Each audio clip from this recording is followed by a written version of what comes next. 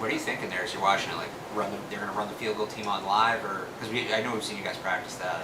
Yeah, I just think there's a couple ways you can handle that situation. I just thought you can get into a Toro situation or a Mayday situation, but maybe using a timeout or just running a play and then not getting a first down, then going from there. But I mean, everyone's different how they run their operations, so there's really no wrong or right in my opinion. But there are right ways to do it from our vantage point as the Patriots do it. But that's why we go through all the situations as staff, coordinators, with the players, with Mayo, with Evan, and those guys. So I feel like we're pretty prepared in those situations to not make critical mistakes, coaching mistakes like that lose you games. So it's unfortunate, but yeah. What's like the minimum amount of time you guys would need to run 21 seconds left in the clock. 21? You start the play with 21 seconds, not 21 seconds. So you say 21 seconds, they run a play 5-6 seconds. That takes you about 15 seconds to operate with the field goal team, getting on the field 14-15 seconds. That's about the threshold. So they would have to be running on like 15-16. That's why I say 21 is the threshold that you have your offense still on the field. And all right, we're at 21 seconds. Now you're thinking Toro situation, because if we don't get the first down, we got to be ready to go. But that's all set on the headsets. We're all communicating. I'm with my guys like that are now on offense. Like, all right, hey, if we complete this without a first down, we're running the situation. So it's been communicated in that fashion beforehand. Seeing you've had some mixing personnel, as we've talked about all year, because that's special teams, right? But punt protection unit was what I was thinking of. Yeah. Seemed like some different parts in there.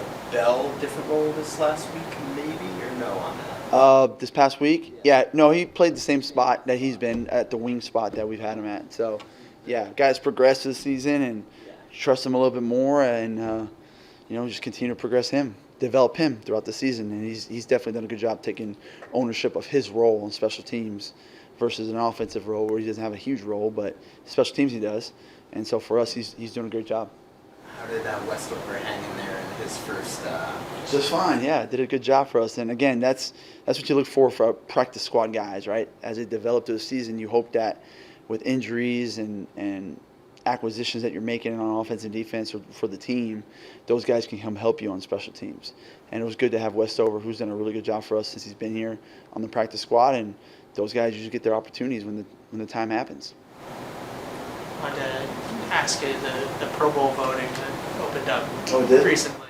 I just wanted to ask you about Schooler and just like how much he means to your guys' unit and obviously maybe someone that could earn that. I hope he does, because when you really watch us, he's one of the guys, when you watch him, he's always getting doubled.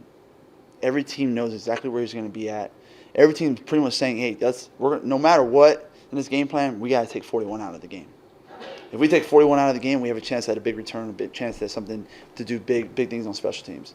And that's what kind of presence he has on the field. So, when the voting happens, I hope the guys recognize that, see that, and they vote for him. When I get my opportunity, I'm going to vote for him, whatever I can do to help, But, no, he's such a phenomenal player that it would be hard-pressed to see why guys would not vote for him around the league. Is there one play in particular that stands out that maybe isn't obvious to just fans and stuff that he made this year that you were like, that's a high-level play? I would say, you go back to watch some of the, the plays he made in the first 2 or 3 games at Gunner.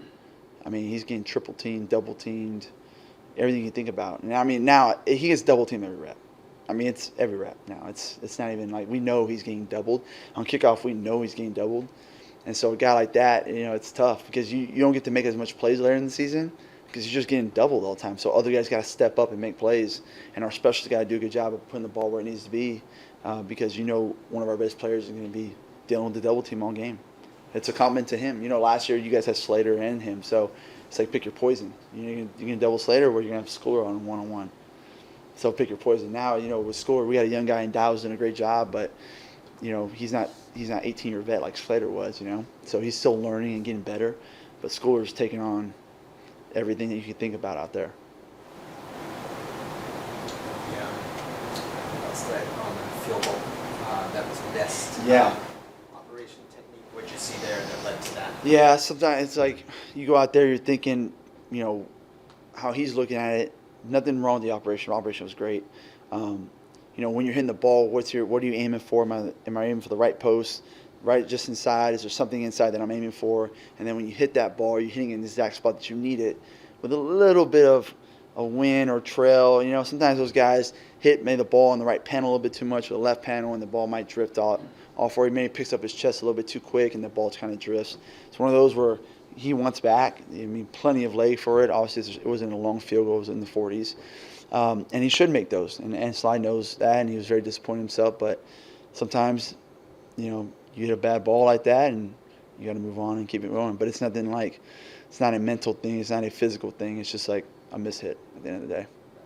One thing from the Miami game, just kind of seems like a weird, unique situation where in the first punt, the returner's calling a read off, and it bounces right to him.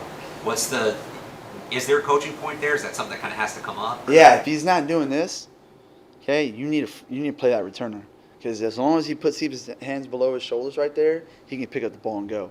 So just because that ball's right there behind me or next to me doesn't mean he can't pick it up and go. That was a great job by Malik Washington. That was, to do that. Like, see that there was kind of no one in front of him. Like, all right, I can be risky here, pick up the ball, and you just better make sure you take care of the football, though. That's what I tell our guys. You ever seen something like that before, where guys telling everybody to get away from the ball and then it bounces right to them? Oh yeah, all the time. That happens all the time. That happens every week. Yeah, guys, it happens. Clearing everyone out of the way. Everyone's like, oh, okay. And they're not really paying attention. The guy picks it up, gets 15, 20 yards. Yeah. Two other thoughts. Titus Leo comes over from the Colts, practice squad, playing the Colts this week. And can he give you any insight on what they're doing? Because I assume he was running some scout stuff. Yeah. Specialties-wise. Does he factor into anything you may be doing if he, If he's elevated, yeah. Obviously, I prepare those guys that are on the 53 that they're all going to play. So if it comes to now to this day where they're not activated, that's unfortunate, but it's the way the numbers work.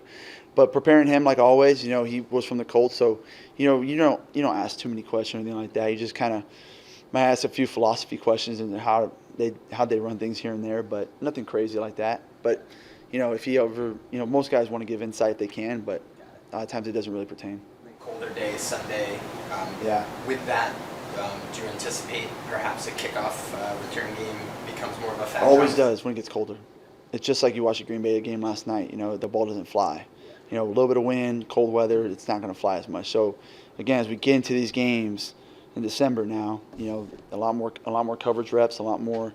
You saw around the league last week, there was a lot more bigger returns, and you're going to see that with the weather changing and personnel. Your personnel is getting a lot more guys hurt or not the same guys you had 5 weeks ago, and so guys haven't really got those opportunities yet. So this is the way that kind of goes this part of the season. So we got to do a good job preparing our guys, and whoever's up, it's got to be able to play and be able to cover. Thank you very much. Thanks, guys. Have a good one, all right?